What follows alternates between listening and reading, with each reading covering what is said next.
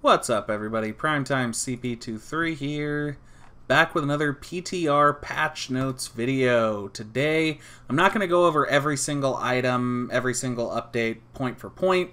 This is going to be more of a first impressions, first thoughts. The patch did launch yesterday, and I'm just now getting around to doing this.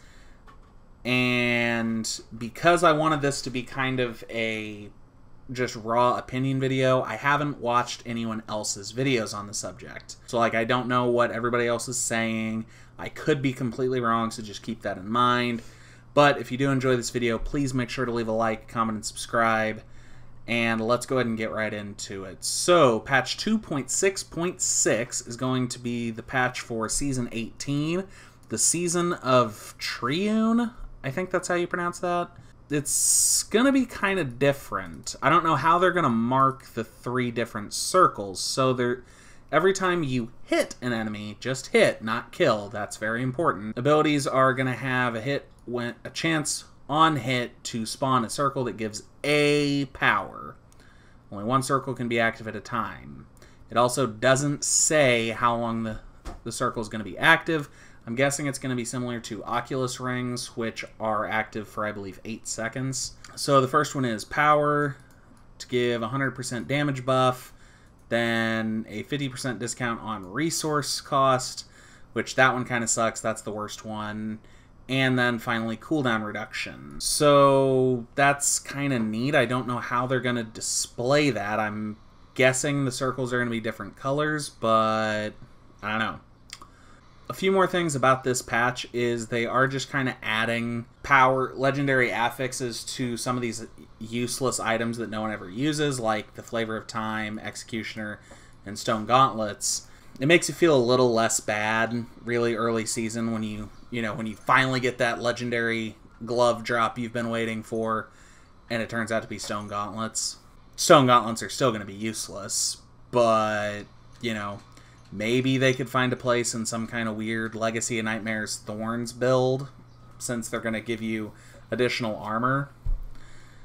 I don't know. We'll just have to see. The Flavor of Time pylon effects last twice as long. That's interesting.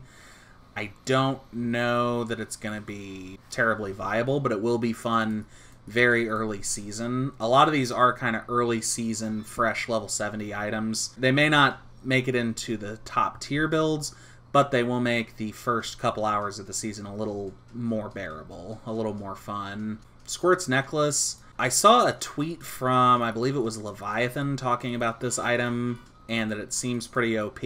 I don't know. I mean, up to 100% damage buff is pretty crazy, but at the same time, increasing the damage that you take by up to 50%, that's a pretty big spike in the damage that you're taking.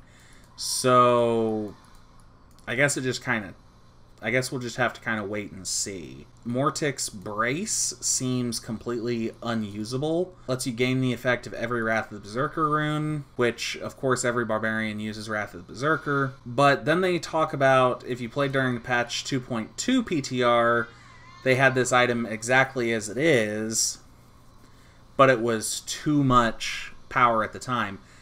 Right now, I don't think giving everybody every rune for Wrath of the Berserker is going to be that big a deal.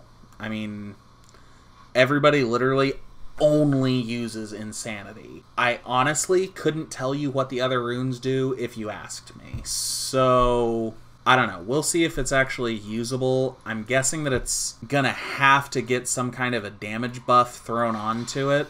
Like, you deal an extra 300% damage while Wrath of the Berserker is active. Something like that is going to be necessary to make this usable, I'm thinking. Spite, which is I believe it's a ceremonial knife. Non-cleaving gargantuans gain the cleave and chilling effects of the Humungoid rune. I'll be honest, I haven't played enough Witch Doctor to really know what that's talking about, but I'm guessing Big Daddy Den can help you out if you have more questions about that, so make sure to check out his page also. Okay, here's the interesting thing. So they've added a new legendary gem to the game, the Legacy of Dreams. When you have no set bonuses equipped, Every legendary item you have equipped increases your damage dealt by 3.75% and reduces your damage taken by 2%. Max level 99. And I don't know exactly how the scaling is going to work on that. Rank 25, the bonus is doubled for ancient item. I did see a comment, I believe on this exact forum post, saying that the math evens out to be almost identical to the damage boost you would receive with the Legacy of Nightmares set.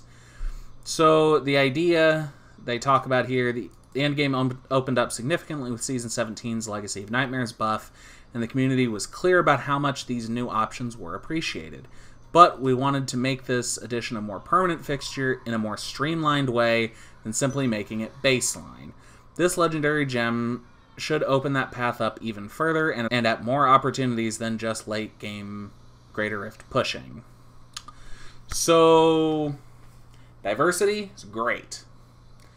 More build diversity is a great thing. But the difference between this and the Legacy of Nightmares buff in Season 17 is that the Legacy of Nightmares buff in Season 17 was free. You didn't have to sacrifice anything. This gem, you have to sacrifice a legendary gem to use it. So you have to sacrifice, you know, most builds are going to be running Bane of the Trapped and some combination of the following few gems.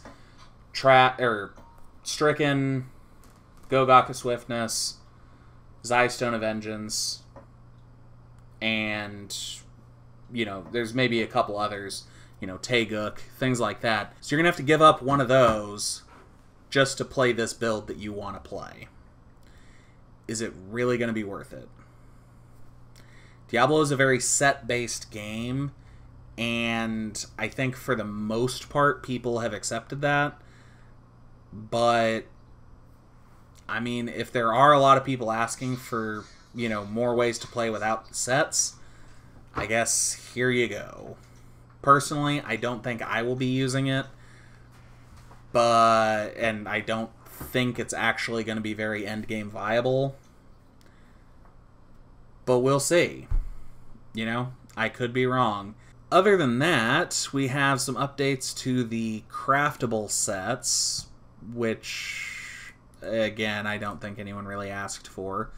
But the Sage's set now has a belt added to it, and the blacksmith automatically learns how to forge this set at rank 12, which is awesome because the Sage's set is the only one of these sets that I would actually use in anything other than like a ZDPS setup. Captain Crimson's, which is sometimes used in Z Necromancer for rat runs. Cooldown of all skills bumped from 10% to 20%. Z-Nex, rejoice. Other than that, the Kane set at level 70 now has an added effect for a 3-set bonus. When a keystone drops, there's a 25% chance to drop an extra one. That's cool, that's kind of neat. I think it's got to be stronger than that. I think it's got to be at least a 50% chance to make it really worth it. I think if you use both Canes and Sages right when you get to level 70, it could be a pretty good way to boost what you're getting. I don't think it's going to be enough to, you know, increase your damage or anything, so you're not going to be pushing extra torments, but it might make farming at, you know, T8 a lot more rewarding until you have better gear and can farm Torment 10, 12, 13, 16, whatever. So we'll just kind of see how that goes. And as kind of was expected, there's no season end date, so we'll just have to wait and see. I'm guessing we probably have about a month until the season ends, until season 17 ends, so we'll just kind of see. I still have to try and get a Greater Rift 115 down. I'm still quite a ways off, so I gotta get back to it.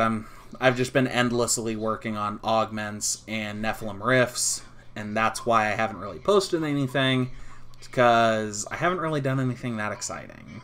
So I'm gonna try and start getting back into it. But ladies and gentlemen, that's gonna do it for today's video. As I said earlier, please make sure to leave a like on this video, subscribe for more content, and we will see you next time.